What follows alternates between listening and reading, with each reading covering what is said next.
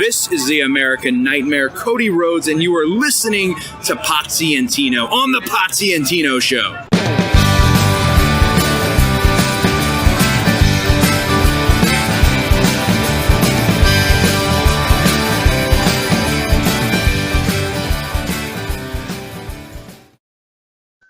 Ladies and gentlemen, boys and girls, children of all ages, Pots and Pans Network brings you as tag team champions of the world, the Potsy and Tino Show.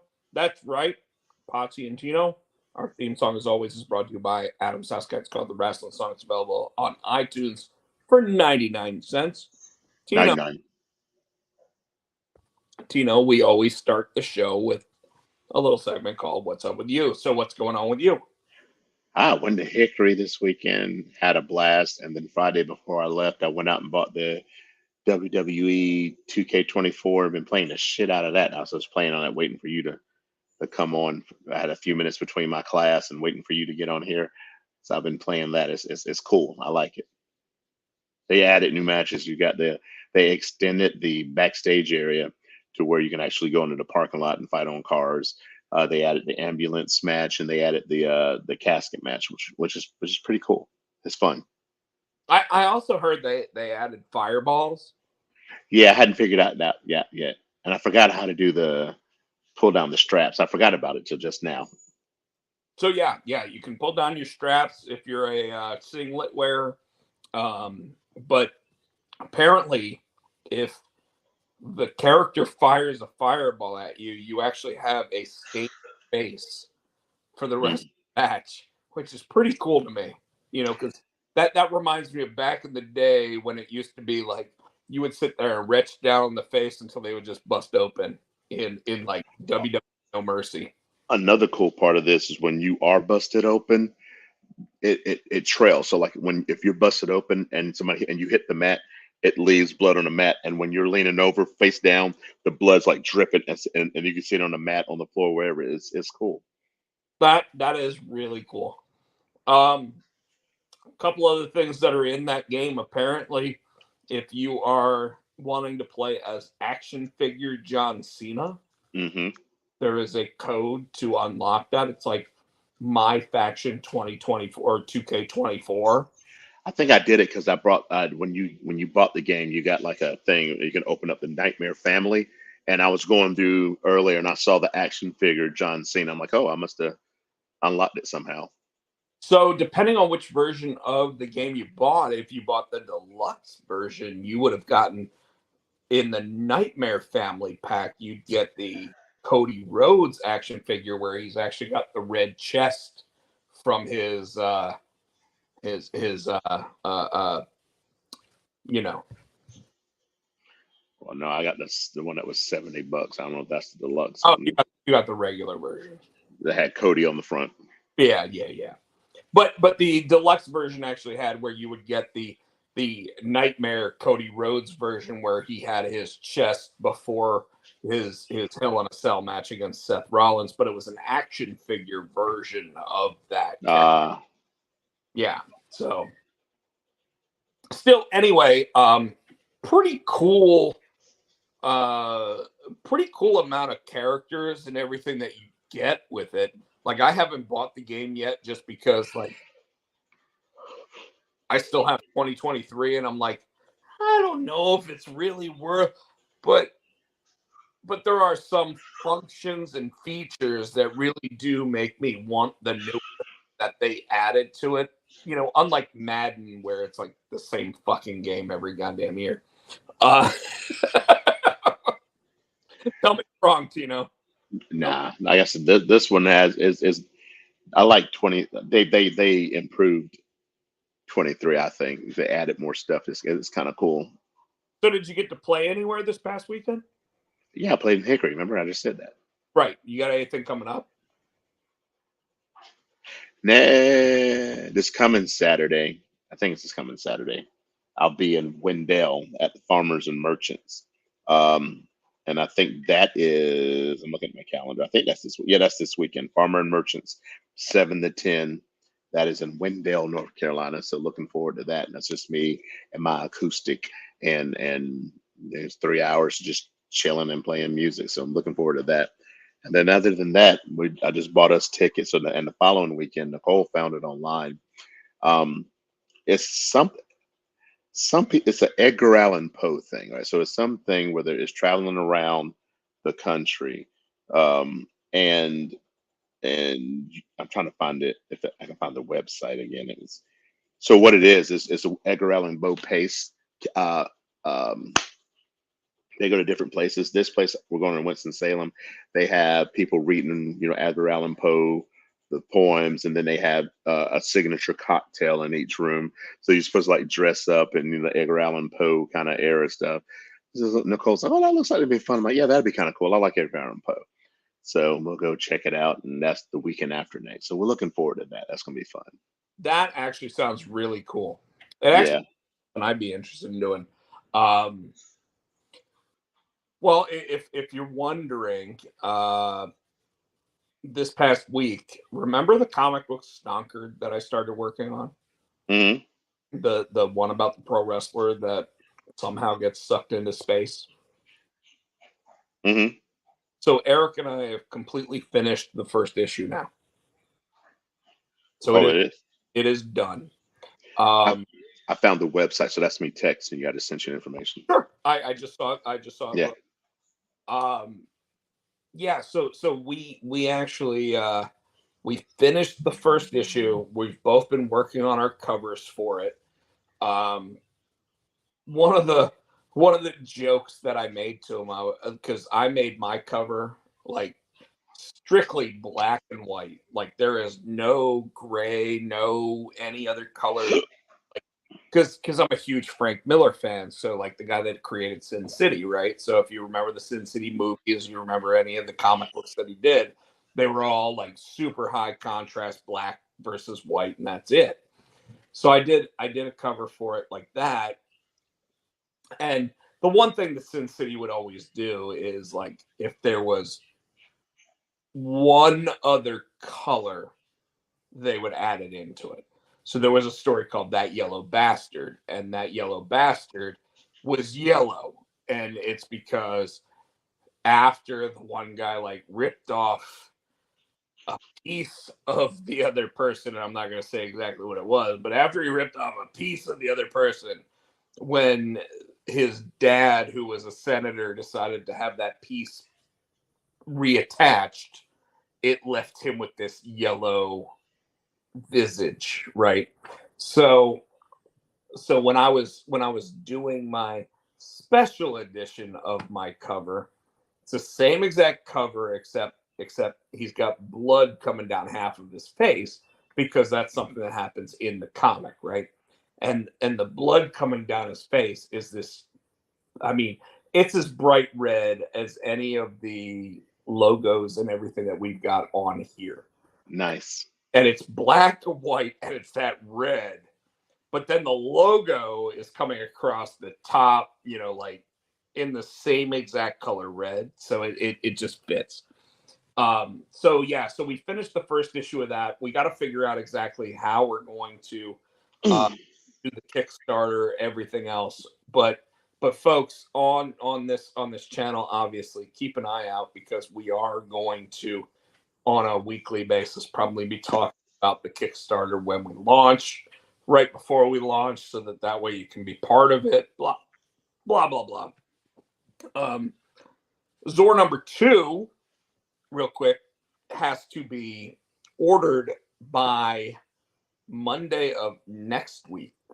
So not today, but the 18th. So we're hoping that like we can keep orders exactly where they were or better for issue 2 than they were for issue 1. I don't know why I've got hiccups or whatever, but I seem to have hiccups right now.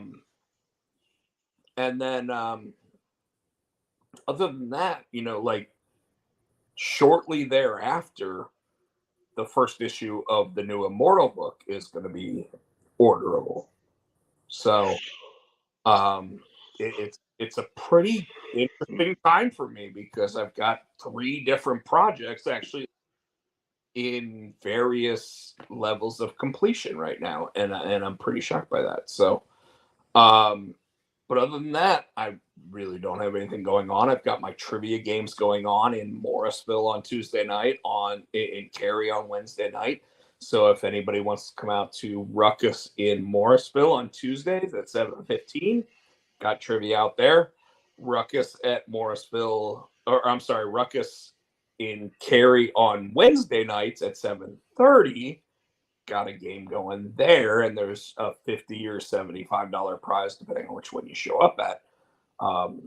So that's really what's been going on with me. But this week, Tino, quite a bit's been going on with the WWE Hall of Fame. Am I right? Yeah. So I'm gonna go ahead and change our little banner to, if you don't Well, mind. last week we talked about Paul Heyman, so we know he's in. So I think they announced two more this week. Well, technically three, but two is a person in a tag team. So it's That it's 4. no, there's Bull Nakano, the U.S. Express, and who else are they going? I didn't hear about the fourth person. Muhammad Ali got announced. I didn't hear about that one. Wow. Muhammad Ali got announced today as the select inductee, Okay. which makes sense. It's the first WrestleMania. Was it the first WrestleMania? Yeah. First WrestleMania, absolutely. But he also was in a match against what's his face from Japan, like Antonio, what's his name? Inoki. Yeah. Antonio Inoki. He was against Antonio Inoki when they went to North Korea. I forgot about that.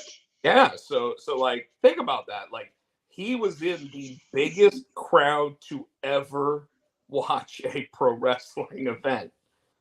He was part of that. So yeah. But yeah, go ahead and talk about the other ones. Oh no, I was just messing about Bull Nakano, which I've heard. I have never really seen too much of Bull Nakano. I've seen it a couple times when she came over to WWE. Never, but the U.S. Express is interesting because it's IRS Mike Rotunda, and it is Barry Windham, who is the father and the uncle of Bray Wyatt. So, which leads me to believe: do you think Wyndham Rotunda will be inducted into the Hall of Fame this year as well? Typically, the WWE in the past, and this isn't something that is necessarily like going to be a tradition because Triple H is now 100% running who is part of this. To your point, but yes, I think Wyndham Rotunda / Bray Wyatt will be the last person that they announce. Oftentimes they do ask, but they do announce one post-mortem. Although at this point, Muhammad Ali is passed, isn't he? Yeah, he's been gone. Now, with him, he's not a wrestler. So I think inducting him post-mortemly is okay. But I do think, yes, they are looking to do more with that. What I thought was kind of surprising was people said the class was closed already, and then Muhammad Ali got announced today. So I think we still have 2 or 3 more that might be announced for this. Yeah, usually they have at least 6 to 8. Yeah, but you know what? It wouldn't surprise me if there's smaller classes going forward, so they can keep it in a WWE on USA window of time. But at the same time, I do think that like this year is special. I think like the fact that Tommy Dreamer hasn't been announced yet, the fact that like Raven hasn't been announced. I don't think Tommy Dreamer. I think we're going before Raven. And Tommy Dreamer should. But I could see both of them going in the same year. just because it's Philadelphia, right? Like I think that what we're going to start seeing is people that were centralized in the areas that WrestleMania is happening in may be the ones. So like next year, for example, when WrestleMania is what, Minnesota? Like I could see them sitting there going, okay, that's when we go Lex Luger, because Lex Luger came from like the Minnesota region. So maybe he's not in this year. Now, granted, I think Lex Luger goes in this year, but there's a possibility that if he doesn't, he goes in next year because of that. Does that make sense? Mm. So with Philadelphia, Philadelphia is EC dub. So I mean, like you wanna sit there and make sure that like a guy like Tommy Dreamer, who literally was behind the scenes for 15 years in WWE, actually gets the credit he's due. I mean, guys like Zack Ryder, who are now one of the top guys on the Indies in Matt Cardona, were found by Tommy Dreamer, right? So like you want him to get his flowers. Well, you would think that, but that doesn't necessarily how WWE works. You know what I'm saying? 100%, 100%. So it'll be interesting to see how they actually run with that. But I do think we still got 2 or 3 more that might be announced for this. Yeah, I don't think it's closed. No, it's very small so far. I mean, we literally have Paul Heyman as like the highlight, which he should be, no doubt. The fact that he actually accepted it, by the way, like Vince McMahon apparently had approached him multiple times about going in, and the reason why he said no was because he said my career is not over yet. And I think Triple H was probably able to sit there and say, I'm not sitting there saying that your career has to be over for you to go into the Hall of Fame anymore, which he proved last year with Rey Mysterio, right? So I think he's sitting there and he's able to talk people into it based on that. I also think the fact that now Paul Heyman outlived Vince McMahon when it comes to the WWE, I do think that might have a little bit to do with it. And he'll never say it because he's too true to the business, and he has too much respect for Vince's dad to ever sit there and say, but he outlived Vincent Kennedy McMahon in the WWE business. So I'm going to say that that's why Paul Heyman accepted this spot. Okay. I saw that look on your face, like you were like, no, but come on. Man. But come on. So all right, Tino. No. I'm with you. How about we're already on WWE. How about we go through some of the WWE stuff that happened this past week? So crap. It's all running together. On Raw, what? On Raw, Seth Rollins and Cody Rhodes came out. Oh yeah. Got a fire promo, which led to Friday night. So what do you think of Seth's promos goes? Because a lot of people, and I've been not only on TikTok, but I've seen it in a lot of places, are saying that he can go toe to toe on the mic with The Rock. And Seth. Go ahead. A lot of people, because they were like, when he was this past Friday, he was in there with Cody, The Rock, and Roman, and I've heard a couple people say he looked lost. Seth looked lost, or not only looked lost, but he couldn't keep up. His promos felt pushed or felt scripted, like he was reading off the script when everybody else is kind of flowing. Funny, because the one thing that I've seen all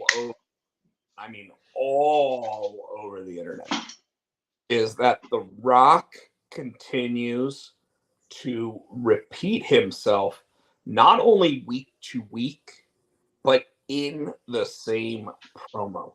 And what I mean by that is this: when he sits there and he goes, "Stop looking at me, you clown emoji," You clown emoji, you're still looking at me. And it's like, you literally just said that. By the way, the clown emoji thing is not getting over.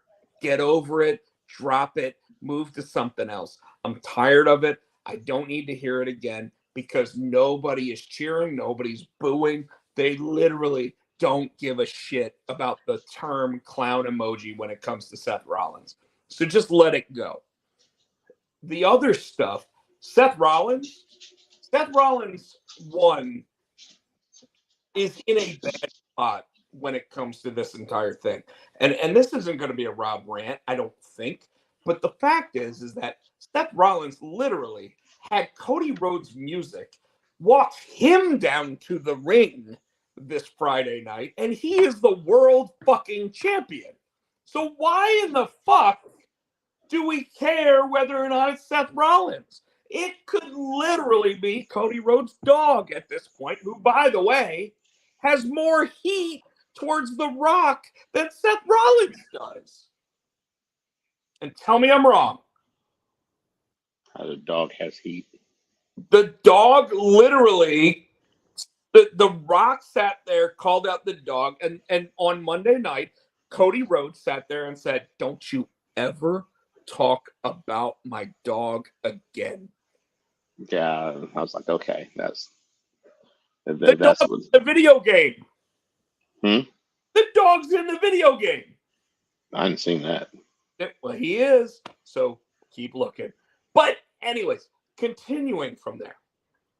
The Rock literally, to this point right now, 20 minutes this week, 40 minutes last week, he literally is just repeating himself over and over. And not just repeating himself on a weekly basis, which to someone else's point, they actually said, this is why you don't have The Rock on week. This is why you put him on every 2 to 3 weeks, because he's going to get stale. Even more so, The Rock seems like he is not fully sure of what he's supposed to be saying. So when he goes through his spiel, that's why he's saying, "Listen up, you clown emoji. You clown emoji. Let me go tell you, you clown emoji." And that's where we're having issues. The Rock isn't The Rock of 1997, where he literally could not be stopped and there's nothing that anybody could say that was going to push him off of his cues. The Rock's missing his cues now himself. And it's weird because the only person that doesn't seem fazed by any of it is Cody Rhodes. Yeah. Roman is sitting there looking at The Rock like, did you just fuck up again? Which, by the way, could lead into the Roman versus Rock or whatever's going on. You got something going on over there? Like, just some feedback. No, they probably heard Nicole had picked up a windbreaker. Probably heard the material. Okay. But then the Seth thing, again, the only line that Seth has actually nailed that has made me think they finally gave Seth his comeuppance. And by the way, it was one line. It doesn't mean he had his actual comeuppance, but at least he got a little something in there. Was the "shut up, Mr. Midlife Crisis"? Because let's be real, when he sat there and he yelled that, nobody was expecting it. And him saying that, by the way, I want to point out that The Rock was on this monumental trajectory for a while, right? And then he did a couple movies, and his trajectory kind of went like this. So a lot of people think that The Rock's trajectory got staled off, kind of stuck where it was, and it was time for something to be injected into the vein, right? Mm-hmm. And anytime had those moments, what has he done to inject that something into the veins? Do you know? Comes back to WWE. Boom! And he did that, but this time the crowd didn't want what The Rock wanted. And we saw that because The Rock wanted him versus Roman, which, by the way, had they done it last year, would have went off and everybody would have been happy. You go to Philadelphia, where The Rock got booed out of the building the last time he was there because he came out and raised Roman Reigns' hand for winning the Royal Rumble in Philadelphia in, 2015? That's another reason why I think he's going to turn on him in Philadelphia. I think it's going to happen too. I think The Rock needs to get his shine back. He needs to get shined up real nice so he can turn his own sumbitch sideways and stick it up someone's candy ass. I think you're right. So it's interesting. And anyways, that's how I feel about that whole situation. Got anything you want to add? Got anything you want to talk about when it comes to Raw, SmackDown? Or... The slap. Okay.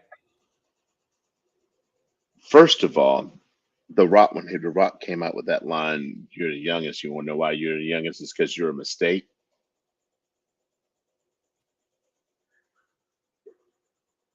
I'm sure that was scripted. I don't know, because it even for a second there, it looked like Cody looked at him like, "What the fuck did you just say?" Well, I Cody, don't know if that was ad lib. every time The Rock starts talking, Cody seems to have that look on his face. And I hate to say it, but he's done that he's done that Denzel Washington lip curl thing multiple times when The Rock is sitting there talking. He's like, No, but this one hit different. This one, when he said that, I was like, I don't know if that was discussed before he said that. I think he actually went soft on that because I was waiting for him to sit there and say, "Wasn't your sister a Dallas Cowboy cheerleader?" Which he did. And then I was waiting for something where he'd be like, "Well, what's she doing now?"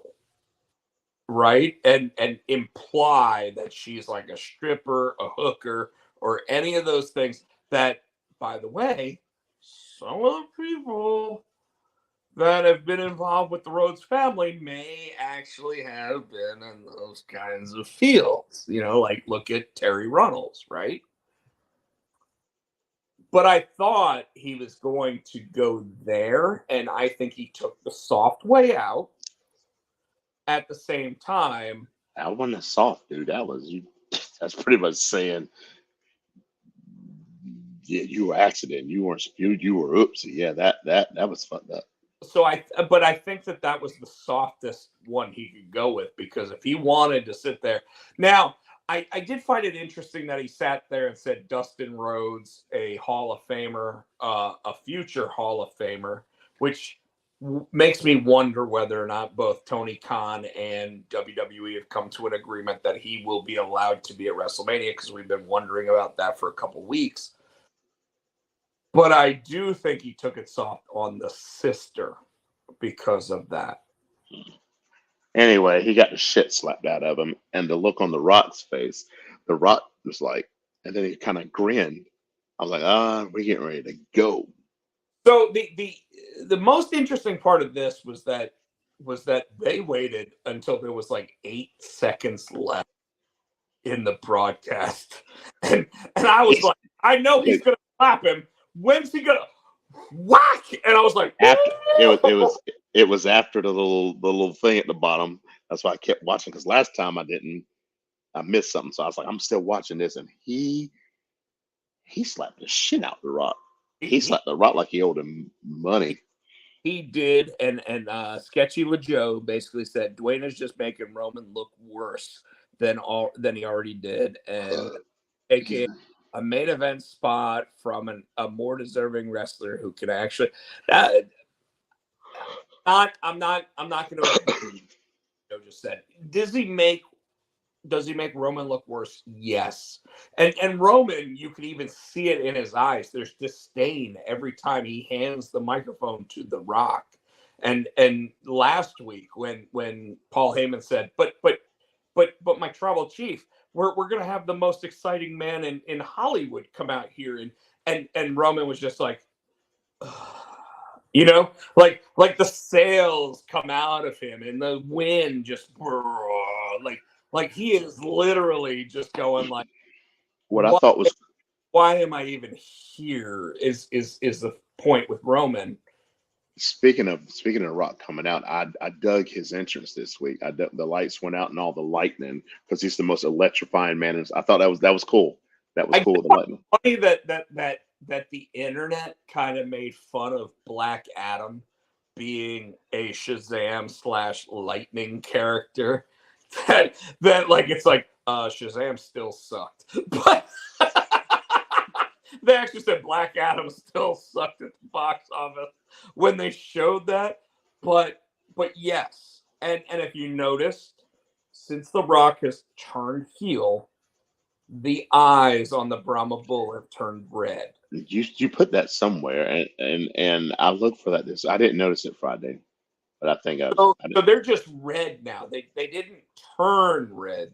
They're actually just when you see the Brahma Bull, you see the red eyes now. And they haven't always been like that? No.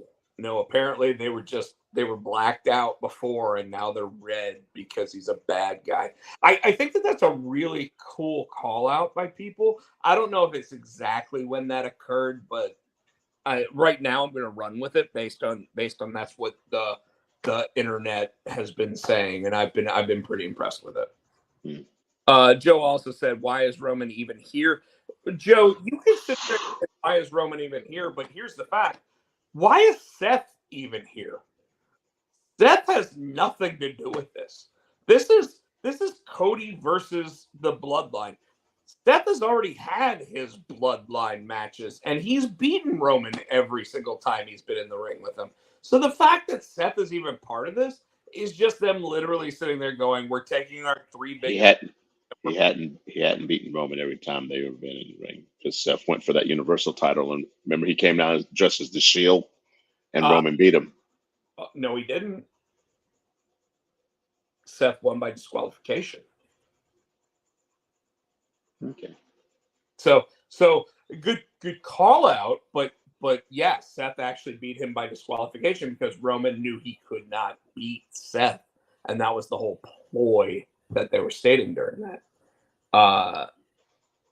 So again, Seth. Good point. I'm sorry. One more thing then. Then that's what's going to happen for them to win, for the Bloodline to win, to get to night 2, so the Bloodline can be out there. I bet you Seth eats a pin from Roman.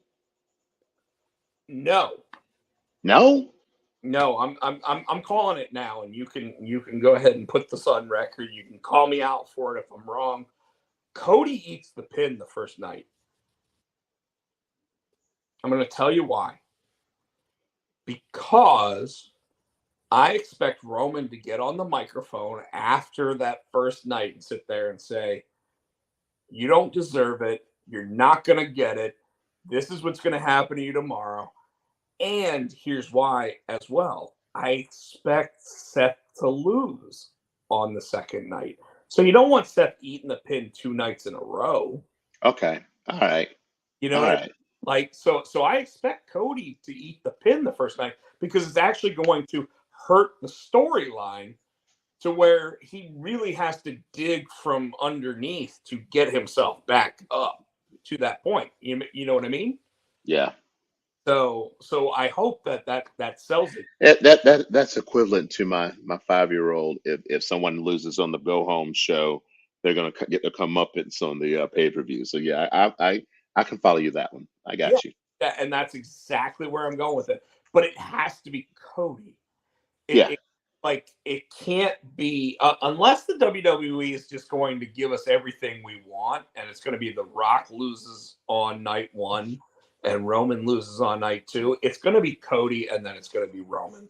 Like, and by the way, I'm going to say right now, Philadelphia will fucking riot, and I mean burning the fucking city to the ground if Cody loses. if Cody loses this match. This is gonna be like if the Super Bowl were to happen in Philadelphia, Philadelphia was a 20-point favorite and then loses the fucking Super Bowl. That is gonna be what we're gonna see here if Cody Rhodes John Cena versus One night. RV. John Cena versus RVD at the one night stand. No, because the right guy went over. Oh God, we did. But it is going to be similar. It's going to be Philadelphia will riot. If Roman sits there and were to take off his fucking shoes and throw them out to the crowd as like a gift, they're going to throw them back and hit him in the fucking head with them. Like they did with Cena's shirt. Yes, if he wins that match, there is no doubt in my fucking mind that if Cody loses night 2, WWE can never, and I mean ever, come back to Philadelphia. Well, they're going to do that on night 1. They're going to deal with that night 1 when Cody loses too, though. But see, But that's not for the title. That's yeah, not for the... and you know what? Night 1, you can have those cups thrown. You can have everything thrown into the ring and have everybody mad. But then, imagine how much bigger it is when Cody actually gets that pin on Roman while he's holding his one arm, because the one arm, like maybe he's sitting there selling the injury from 2 years ago, and he wins that match and holds the title up with the other arm. Like, there's going to be nothing like it. Like, you can give me the yes movement. You can give me when Stone Cold beat Shawn Michaels the first time. You can give me all that stuff. But if Cody is dragging his one arm and making it look like that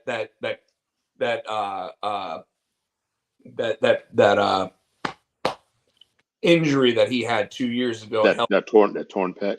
Yeah, the torn pectoral muscle. You could tell me that, like, if he's dragging that pectoral muscle, but he puts that title up, Philadelphia will go fucking wild. South Street will be selling like porn long. Like, no, like, and they'll probably have an American Nightmare fucking dong that they're selling. Yeah. Because, by the way, that's what happens on South Street in Philadelphia. They will never sell more cheesesteaks after midnight than they will that night. So, all right. What else you got?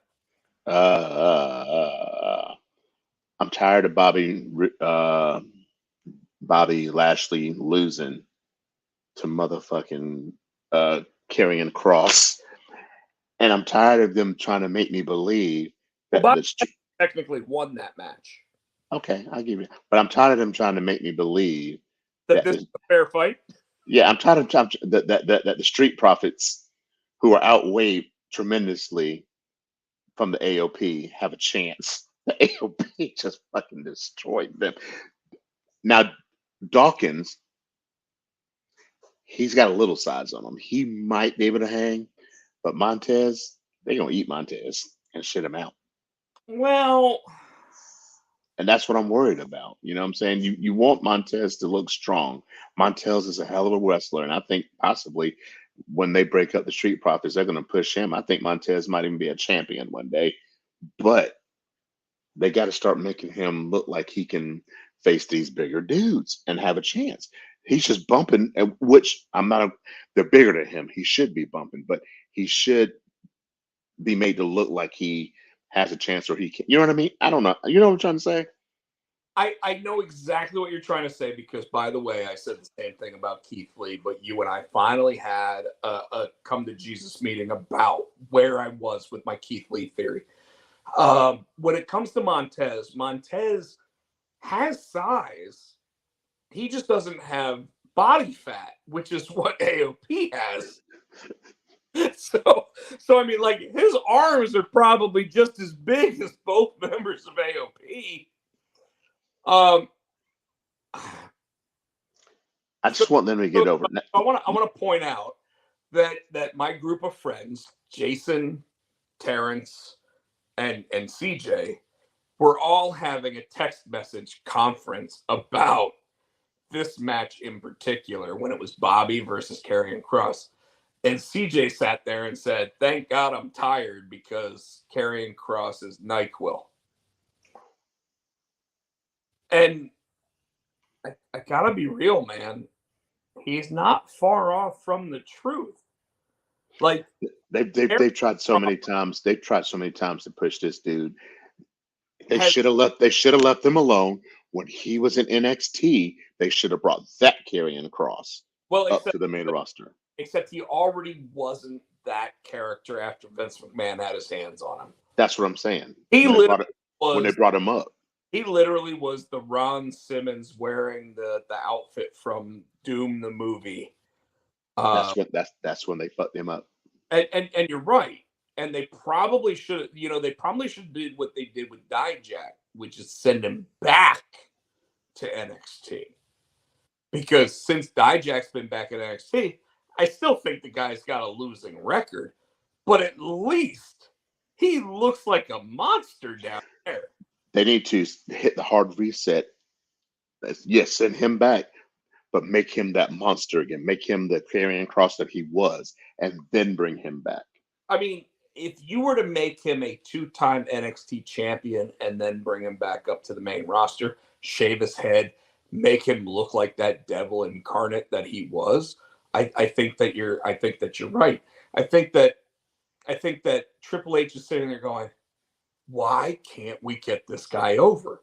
You know what we'll do? We'll bring back Paul Ellering. We'll bring back the AOP.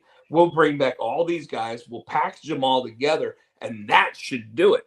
And unfortunately, the worst part about this is I think it's hurting the AOP. Yes, or helping anybody else. That's what I was going to say. If they took AOP and Ellering away, there'll be a monster heel tag team. They couldn't stop them.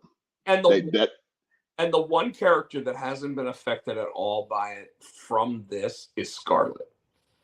Like her ability to sit there and get involved in the match has made me think she hasn't been affected by this. Like nobody cares about Karrion. Nobody cares about AOP. Nobody cares about Paul. Like when she's out there and Bobby Lashley's like, okay, I can't throw him into the ring. Like I've literally felt that way. What's up, Mr. Helios? What's up, Terrence? We were just talking about you. But yeah, I hate saying that CJ is correct here because CJ has been adamant about how badly booked Karrion Kross has been. And Karrion Kross has not been booked badly. He's been booked in good feuds. He's been booked in good feuds against good opponents. It's just he's not a credible person to beat them at this point. If the Pride were to go against this team, and by the way, I think and CJ and I were even talking about this right now. We call this the WrestleMania pre-show match. Who's the Pride? It's Street Profits and Bobby Lashley. Okay. And BFAB. You put the four of them against the four when it comes to AOP, Bobby Lashley and or not Bobby Lashley, AOP, Karrion Kross, Scarlett. So you put the four against the four, and that's your WrestleMania Night 1 pre-show match. Like, there's no reason why that match should ever be on the main card. In fact, don't even expect it to be on the pre-show. I'm going to say it now. You know when it's going to be? Night before It's not. SmackDown. It's not going to be night one. It's going to be SmackDown. That's what I said the night before on SmackDown. Yeah, the night before on SmackDown, right before they go to the Hall of Fame ceremony. That's when this match is going to take place. That's how little we all think of this match. Sketchy said that shouldn't even be on SmackDown.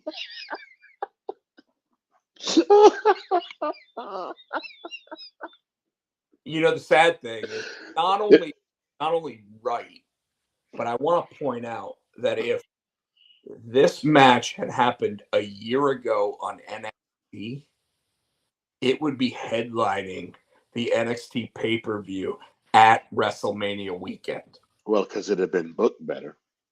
Well, and it had been built better. Well, I mean, like, Triple H is the one booking it. They needed to repackage Kerry because he's. It's not even a repackaging. I think it's just get him off TV for 6 months, maybe 3 months, maybe 2 months, maybe 4 weeks. Get him off TV because when someone shows back up after 4 weeks, you're like, holy shit, who the fuck is that? You know what I mean?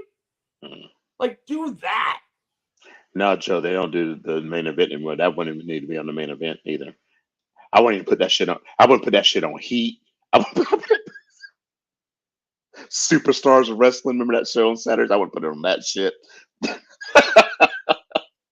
Hey, I just watched the WWE rivals between Jake the Snake Roberts and Macho Man, and that started on Superstars.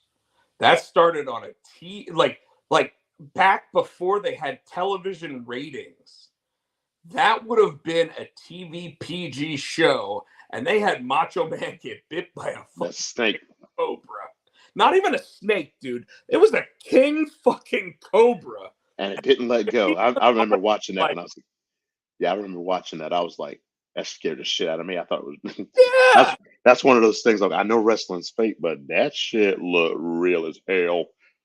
Dude, back then, that was 1991. I was 14 years old. I barely knew that it was fake. I was a senior in high school. All right, so you probably should have. I wasn't even in high school yet. Like, I was in middle school. Because I graduated in 91, so yeah. No, I was getting ready to graduate. I had graduated in 91, whenever, yeah. Yeah, 92 is when I started high school. So wow. 91, and that's when it happened. 91, I was sitting there, and I didn't remember that Vince said, we're going to make Macho Man a commentator. And then there was the whole reinstate Macho. Mm-hmm. Like, I remember Macho Man quitting because after the whole Jake the Snake thing, he became a commentator again. And he was like, Macho Man doesn't want to be a commentator. Macho Man wants to wrestle. You know, and finally, like WCW was like, we'll take you and we'll take your we'll take your Slim Jim contract. Slim Jim, yep. which by the way pissed the WWE off. Okay. I do want to talk about, since I just started talking about sponsorship, the WWE this week signed its biggest sponsorship deal since Slim Jim and bigger than Slim Jim this week. For the first time ever, at all of the PLEs going forward, Prime Energy Drink will be featured front and center in the middle of the ring in the biggest sponsorship deal that the WWE has ever signed. Did you say that's for WrestleMania, you said? Or it's for the next 12 months at all of the PLEs. What do you think? Logan Paul. I mean, sure, but what do you think? Like it is so WWE has had minor sponsorships where you might see something in the corner. In fact, the last time I remember seeing anything in the corners was the Cruiserweight when they would do 205 Live. No, what was that? They did Monday Night Raw. What was it? When we had so much fun in the Royal Rumble, they were doing the countdown. Who was that sponsor? C4. C4. You remember because I'm like C4. But it wasn't in the ring. But every time that countdown clock got to 4, it would switch to a C4 logo, and what was it, about number 15? We finally realized it, and I just C4 every time, and we started drinking every time we saw it. But it is the first time in WWE history. So WCW used to do this all the time with Havoc. They used to, Slim Jim, Halloween Havoc, and everything else. They would put that logo in the center of the ring. The first time WWE is doing it. Now, mind you, this is probably a co-promotion with TKO because the UFC already has a sponsorship deal with Prime Energy Drink. Gotcha. So now it's all encompassing. But dude, hearing that it's the biggest deal they've ever done, this has to be $1 billion deal. Damn. So get used to seeing that Prime bottle in the middle of the ring, because it's gonna be there. Because it started, what he did, was it last week? He was in the ring doing his promo, and it was in the ring. And Randy Orton gave KS or whatever his name is. The RK, yeah, gave him the RKO. Gave him the RKO, and if you notice, because the camera was directly above, he moved him, which was awesome. He pulled him in the middle of it. He's like, I mean, that sold it to me. I was like, if they're gonna do that top down view from time to time to give the 1, 2, 3 pin, great. What Jerry Lawler called it, the Wile E. Coyote cam. He did call it the Wile E. Coyote cam back in the day, and that was during TLC 2. Yeah, because TLC 1 nobody knew what to expect, so I don't think they actually had that. But by TLC 2, they had that camera up there. And by the way, TLC 2 still to this day is probably the best match of WrestleMania 2000. Agreed. So, and the only other thing I want to mention is Trick's back, baby. Whoop that Trick.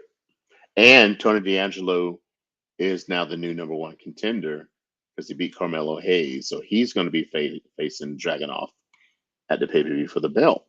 Which, what did I say? Don't expect to see Carmelo actually going for the world title in NXT because he'll be going against Trick. Now, wasn't expecting D'Angelo though. That's a surprise.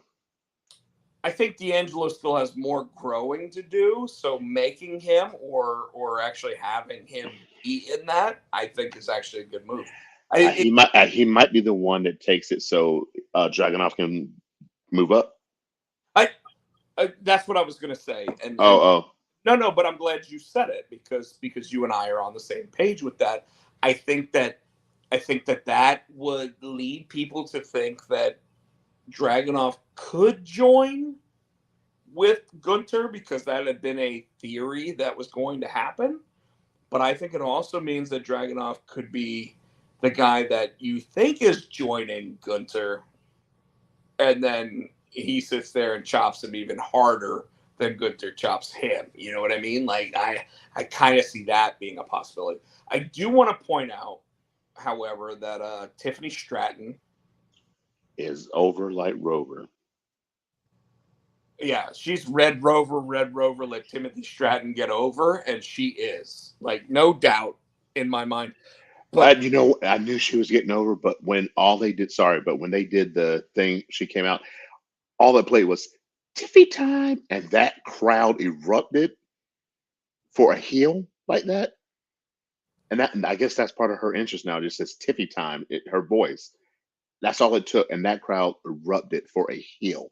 Well, and you see when she gets to the turn to start getting ready to climb up the ramp, she goes, yeah, like this. But I want to point out that this week she did a very baby face thing. There was a young girl in the audience that held up a sign that said, "Acknowledge me, I'm in remission." And Tiffany Stratton went right over to her and gave her a huge hug.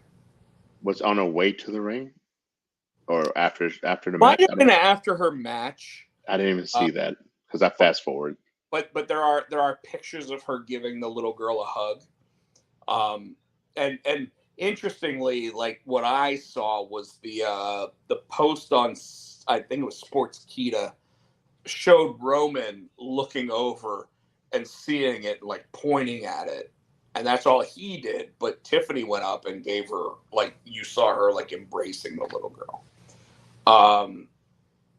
Tiffany Stratton's going to be the next Charlotte Flair, and if they've got her under a long-term contract, she is to the moon. Question: Good. If they bring back Mandy Rose and she faces Tiffany, who wins that match? Tiffany Stratton. Do you think she beats Mandy Rose? Yes. Do you think she's Go ahead. If you had asked me if they brought back Alexa Bliss to face Tiffany Stratton, I think that's where it blurs the lines a little bit. Why? Depending on how they bring Alexa Bliss back. But Alexa Bliss, so Tiffany Stratton is the biggest hit from NXT that has come up to the main roster since Alexa Bliss. And you can sit there and tell me that I'm wrong, except here's the thing. Even over LA Knight? Okay, you want me to tell you why? Okay. Alexa Bliss was a no-time champion in NXT, and she was a 5-time, 2-time on SmackDown, 3-time on Raw women's champion, even beating people like Charlotte Flair and Ronda Rousey. She went from nothing to being the golden child. And I'm going to tell you, Tiffany Stratton, without even having Vince McMahon sitting there saying, I'd really like a piece of that, is all that, and she's 24 years old. Okay. Like, no doubt in my mind, and I'm sorry for sitting there giving that little bit of dirty Vince in all of that, but the fact is the girl's got it. She's got her timing down. She's got the facial expressions down. And this, by the way, is the stuff that Alexa Bliss had when she came up. Because Joseph Sketchy Joe, he's in love with Alexa Bliss. You're never going to convince him of that. I agree with Sketchy. No. First of all, right now, I would say Alexa Bliss as a 5-time women's champion is currently better than Tiffany Stratton. However, the rocket strapped to Tiffany Stratton, whatever part of her body you want to strap it to, if it's her boots, if it's her buttocks, if it's whatever, I don't care. Where she is headed, I don't think we've seen this level of magnitude that she can go as fast as she can get there. Oh yeah, she's gonna be, and she probably surpassed Charlotte. Well, I don't know if she'll get 14-time women's champion because there's that many good women now. But what I will say is you'll see her probably by Survivor Series already being a 1 or 2-time women's champion. And that's in her first year here and 2 years in the business. She's good. She's amazing. She's dude. good. Like, and yes, she slipped when she tried to do a suplex this week. Okay. When she tried to do when she went to the top rope to do her moonsault, I actually thought they should start doing this more often. Because if you notice, she slipped off the second rope, so she fell back down and then went back up all the way. I would say she should start doing the 1, 2, 3, then go. And do it every single time going forward. Because it shows exactly how much she's knocked out her opponent before she does that moonsault. Hmm. Like, and we wouldn't have seen that before. You know what I mean? That's the people's elbow kind of shit. Yeah.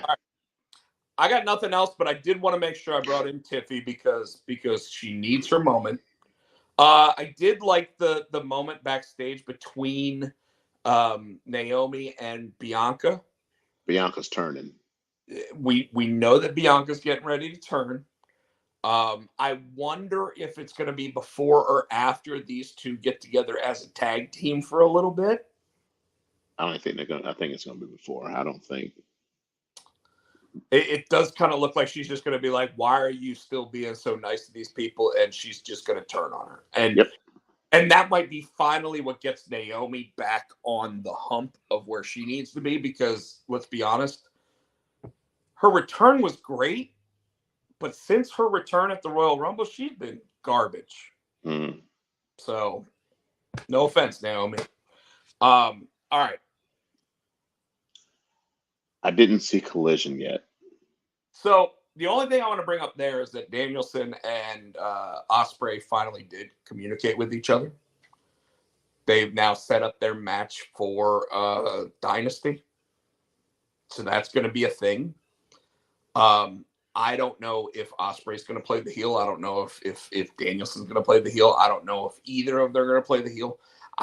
Right now, you saw it when we were in Greensboro. Ospreay should never play the heel right now. He should never play like that dude when he slipped on the rope and he looked at the crowd and they were like, "Oh," and he goes, "Don't worry, bro, I got this." He said, he said, "I'm okay." He said, "Don't worry, bro, I'm okay." It was like, and that's how he said it. He's like, "Don't worry, bro, I'm okay." And he pointed out to the crowd because he must have seen somebody go, "Oh," like that. He's like, "No worries, bro, I'm good." Like it was amazing. And so far, he's been money, right? I think him versus Danielson should actually headline All in Wembley, but that would mean Danielson would need to be the world champion at that point. Why you think it needs to be for the belt? I think Ospreay at All in Wembley Stadium in his home country needs to be for the belt. I do. The problem is that right now, everybody's sitting there telling me that Danielson doesn't deserve to be champion. And they're right. And here's why. Danielson loses every fucking match he's in AEW that I've seen. I think he knows this is his. I think this is his last year. I think he's trying to put people over. It is.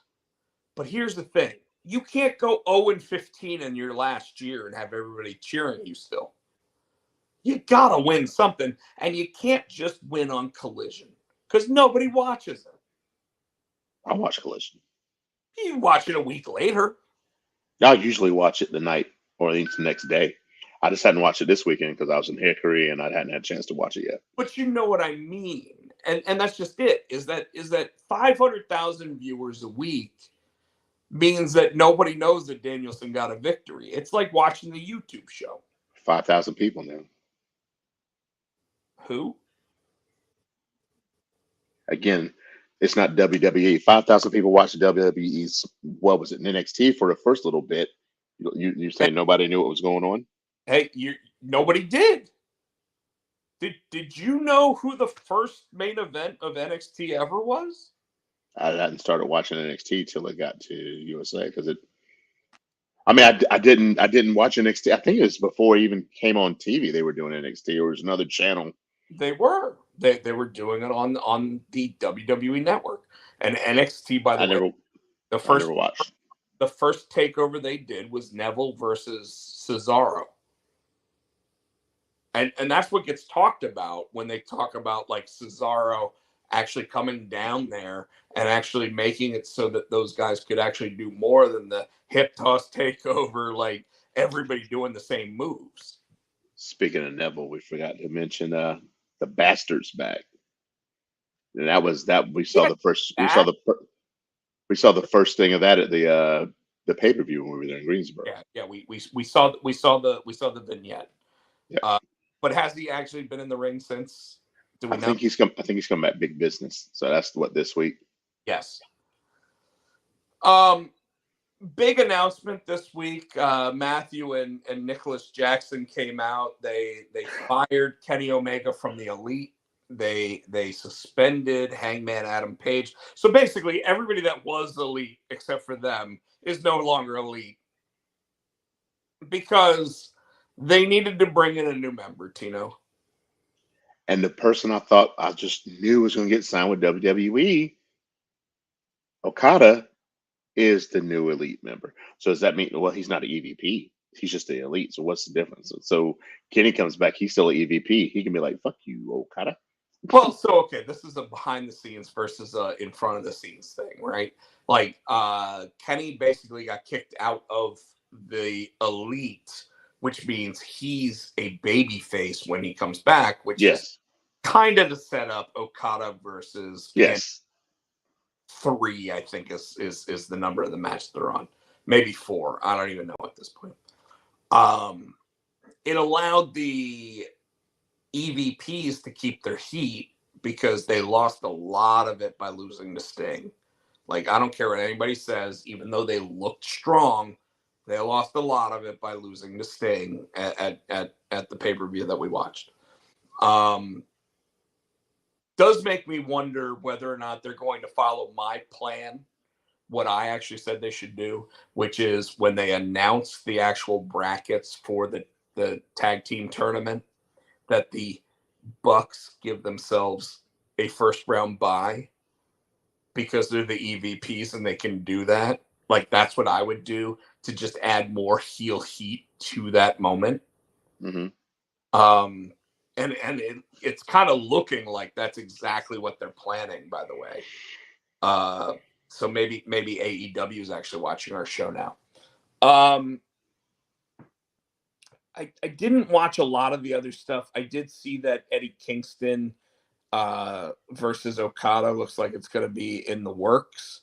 With that, it looks like it's the perfect setup for Okada to become that triple champion in AEW by being the guy that finally beats Eddie Kingston. And I don't know how I feel about that. I don't know how you feel about it, Tino, but that's kind of what I'm expecting. I don't. Yeah. Well, he's hanging around with the young folks, so. Well, exactly. But he also came down and made it look like he was going to save Eddie Kingston, and then he did Kingston. Yeah. So that's kind of where I think that's going, is like he's going to be the guy, and I could see Okada walking around with 3 belts around him, and even though he doesn't say a lot because he's got the young cuck sitting there speaking for him, whatever, right? Yeah. Looks like Jericho is actually going to be teaming with somebody for this tournament, and it's not going to be Sammy Guevara because it's going to be Hook. Right, because Sammy Guevara got suspended. Why though? I mean, it's not like the first time he's hurt somebody. So are they trying to teach him a lesson now? So apparently, what happened? Did you read it? I didn't read it. I just saw that he got suspended for breaking Jeff's nose. So he got suspended for breaking Jeff Hardy's nose, but it was because and concussing. Concussing, yeah. But it's because when the referee said we're going into concussion protocol, which means you immediately pin your opponent in AEW. That's what the supposed rule is. Sammy went up to the top rope and delivered his finishing move, which then broke Jeff Hardy's nose. So they suspended him for it. At this point, this isn't the first offense from Sammy Guevara. You had 2 offenses from CM Punk and you fired him. What do you do with Sammy Guevara at this point? I guess Tony Khan's not scared of Tony. I'm scared of Sammy. He's Probably more scared of Now, Ty why is that, Conti. man? Give me a Huh? real answer. Come on.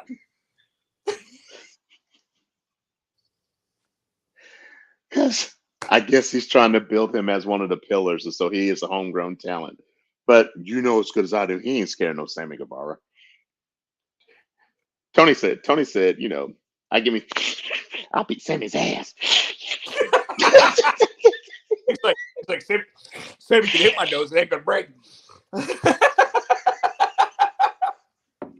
Seriously, man, like, I don't know what to tell you. I don't. how many chances can you give a kid before you just have to and this is a suspension. He's been suspended before because of the Eddie Kingston backstage shit. Like, this is 2 full suspend. Like, you suspended CM Punk twice, you fired him on the second one. Now, granted, there was physical altercations, but if I remember correctly, when it came to the Eddie Kingston situation, there was physical altercations. And there was a third occasion where he did that dive and hit Matt Hardy incorrectly, which made there's 3 situations here.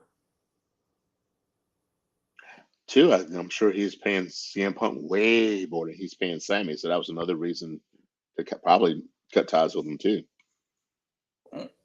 Well, you're saying that's a reason to cut ties with CM Punk, but but you're saying, okay, you were asking why yeah. 2 for Sammy and 2 for CM Punk. It's probably a lot of those.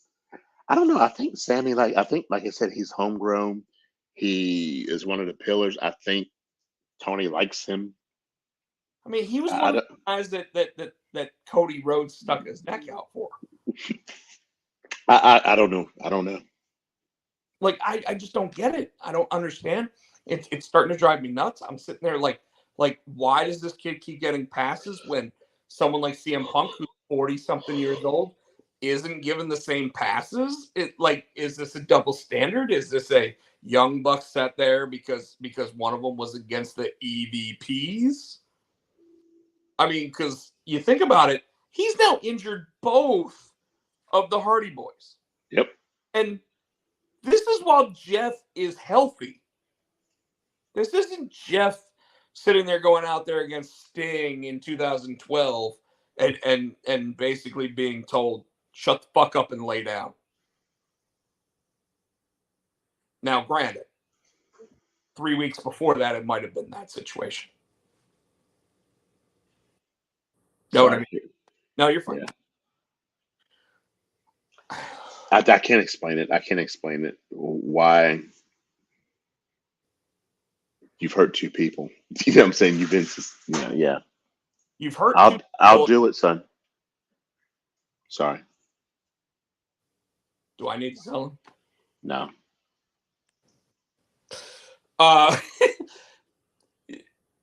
You've hurt 2 people. You've hurt 2 legs.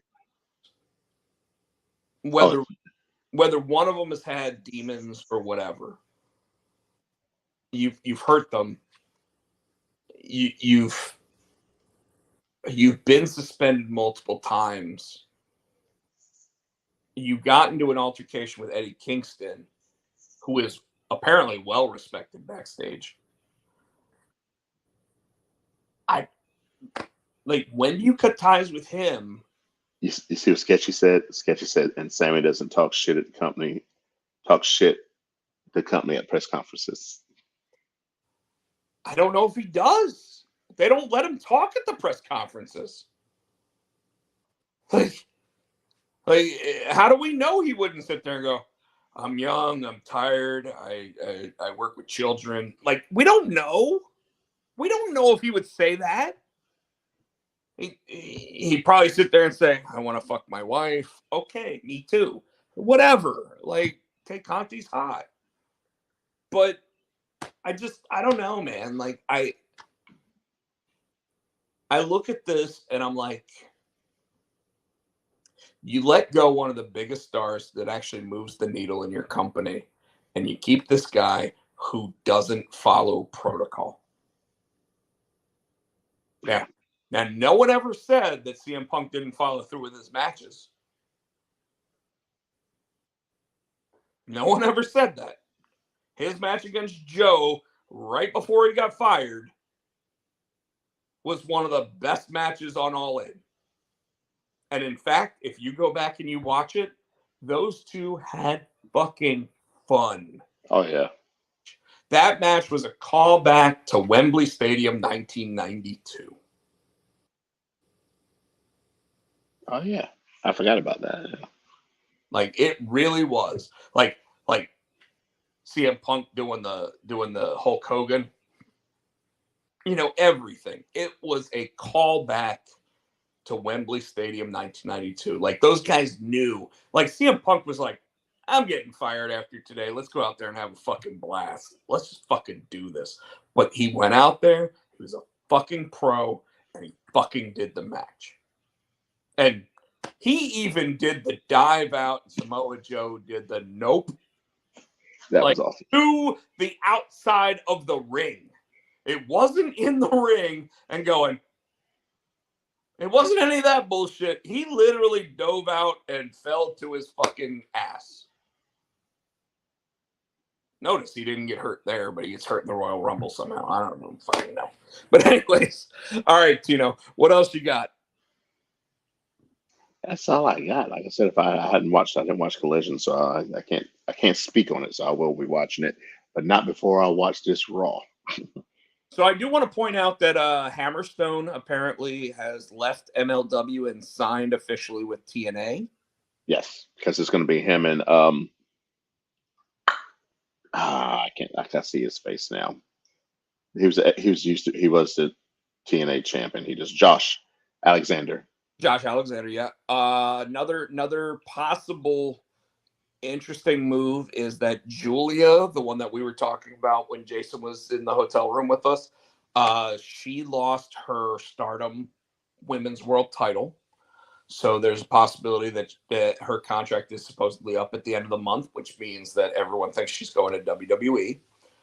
If she does, I would anticipate you'll see her shortly after WrestleMania, either in NXT or on the main roster. Also, Tama Tonga is no longer where he was. And who was that? Tama Tonga? Mm-hmm. That name sounds familiar. That's not the. He's Haku's son. That's who. Okay. And by the way, the members of the bloodline acknowledge him as a member of the bloodline. And there's also is it Rikishi's youngest son or is it Umaga's son? That was one of them. Who's the one that was with Booker T school and he's not there anymore, and everybody's thinking he's going to come up. So Tama Tonga was the top guy in MLW, and the one you're talking about was, I believe, Umaga's son, who is basically the younger cousin of the Usos and Solo. And he is currently signed to Reality of Wrestling with Booker T, which leads everybody to believe that he's on his way to WWE at some point too. Yeah. I do want to point out, I watched last night the biography on Scott Hall. Okay. Dude, if you get an opportunity to somehow watch that, and I know with YouTube TV you don't have A&E. It is so depressing. And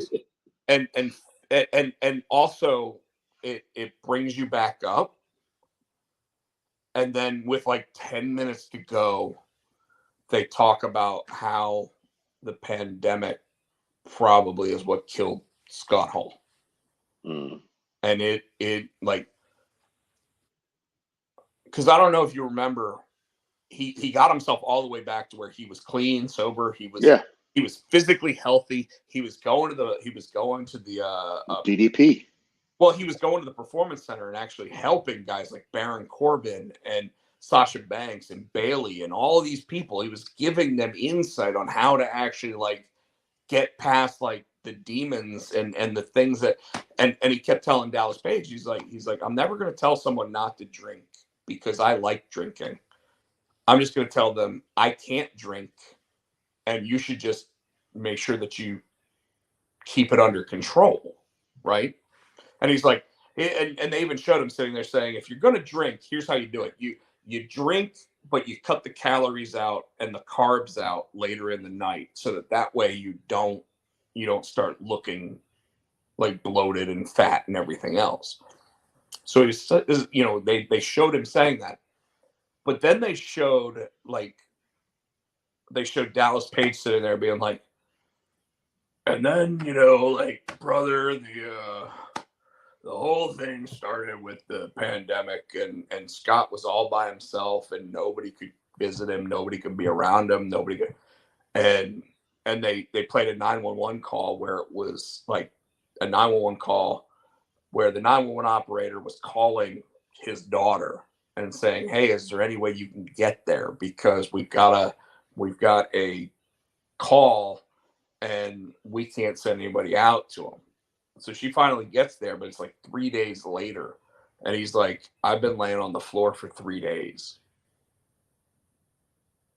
Because he fell down. Because he started drinking again. He got so drunk that he could not get himself off the floor.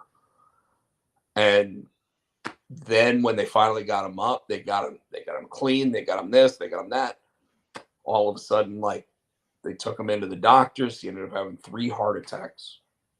And that was the end of Scott Hall. And, like, all you hear from everybody like Triple H is, I got the call I was dreaded to hear.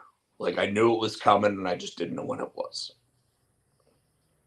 And what's weird about it is that, like, a lot of these people have these moments where they reconnect after a really long time and have these issues. And a buddy of mine, the last thing I'll really say about it on this episode tonight is that a buddy of mine named Adam reconnected with me about 2 weeks ago, maybe a week ago, over Snapchat, and he just wanted to reach out and start talking to me about things like the latest season of Reacher, right? And I started talking with him, and it was like 1 o'clock in the morning, and I'm like, man, I really want to go to bed, but I haven't talked to this cat in like forever. So I sat there and I chat with him for 2 hours. And I was like, man, I'm about to pass out. Like, let's continue this. And then I reached out to him like 2 or 3 days later. I said, hey, you should totally come out and play my trivia game that I'm doing. And he was like, oh, I moved out to the coast. I'm bartending out here, blah, blah, blah. And then I wake up on Sunday morning, and the first thing I see on my Facebook page is that he passed away. What happened? Nobody knows. His brother found him. 37 years old, just passed away. And all I can think to myself is that because I reached out to a buddy of ours and I said, hey, Jamie, did you hear anything about what happened with Adam? And he's like, nah, everybody's basically telling me like his brother found him. They don't know what happened. It was, 2 days later, blah, blah, blah. But then Jamie sat there and said to me, but, Rob, the one thing that everybody keeps telling me is that, like, Adam just recently reached out to everybody and started talking to them and wanted to reconnect. And, all it made me think was, he did it. I don't know what he did or anything. Like, I don't know how he passed, but what I'm going to say is that he reached out because something told him his time was short. Mm-hmm. So he was reaching back out just to say goodbye.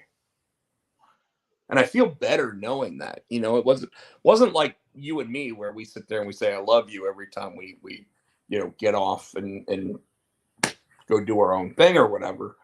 But I felt like that was his way of doing that. And it made me feel so much better about the idea that I'm never going to have another conversation with him because he's another one of the people that, like, randomly I could sit there and go, hey, man, which Marvel movie is better, this one or this one? And he'd be able to sit there and give me, like, a full-on, like, conversation about it, and we'd be able to, like, bullshit back and forth. But anyways, it just hit me kind of hard because, and not like some of the people like Chris, where I was seeing him on a weekly basis, or a daily basis in some cases. But you know, like I hadn't talked to the guy in like 5 years. He reached out, we started chatting, we started talking about like trying to like figure out a time to get together and hang out. And 3 days later, he's not here anymore, you know? Mm-hmm. And it's even weirder when you find out that it's someone younger than you. Yeah. You know what I mean? Like, and nobody had a bad thing to say about this dude. So it's just weird. But otherwise, I watched the 4-minute trailer to Fallout on Amazon Prime Video. Fallout. What's that? Based on the video game. Okay. 4-minute trailer for it. Just watch it. I'm not going to say anything else. Just watch it. If you have Prime, when you log into your Prime Video, it'll be like the first thing that. Just fucking watch it. All right. Because April 11th, when that shit comes out, you're not going to talk to me for at least 24 hours. Because I'm going to watch that whole goddamn thing because it looks phenomenal. And I expect it to be 8 episodes like everything Amazon is. But dude, that trailer, 4 minutes, I was like, the whole time. Okay. It was that good. I got nothing else. Me neither. This damn daylight savings time, losing an hour is. It has kind of fucked with everything, hasn't it? Yeah, that's my sleeps. My sleeps. My sleeps. My sleeps. All right. Well, all of our to-go banter is actually on the outro, so we don't really need to say it. Anything that you just want to throw out there for the crowd so that they know, like I know that your TikTok, you did start doing some stuff on there.